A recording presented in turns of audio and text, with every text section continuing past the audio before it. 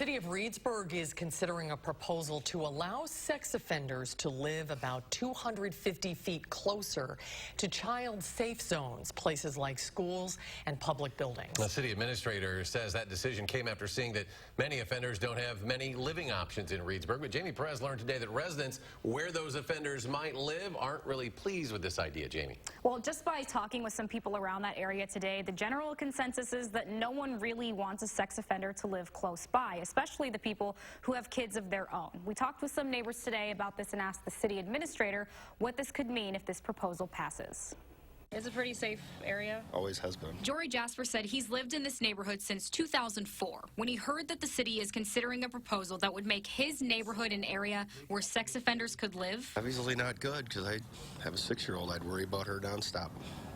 You know, I don't even always lock my doors, to be honest with you. But I would then.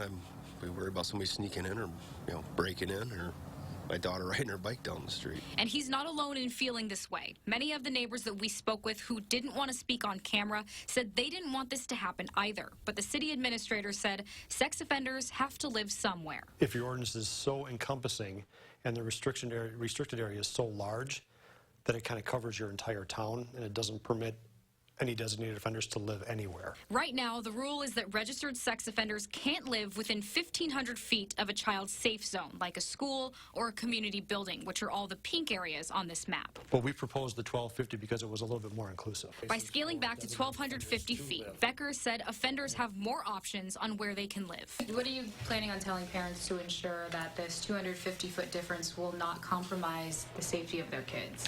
We can show them the maps, and we can show them the lack of sex offenders that actually do live in the city limits within Reedsburg. But for residents like Jasper, the difference in the number of feet really doesn't matter. It probably doesn't make that big of a difference. Close is close. And knock a couple more feet off it, they're close enough that it bothers me. While people like Jasper wait for a final decision to be made, he's just hoping that his neighborhood can still be safe, even if an offender ends up living nearby. Probably won't move, but, I kind of like it here, but we'll see how it goes, I guess. There are about 9 registered sex offenders in the Reedsburg area right now. The next meeting to talk about this proposal will be at 7 o'clock at night on January 13th.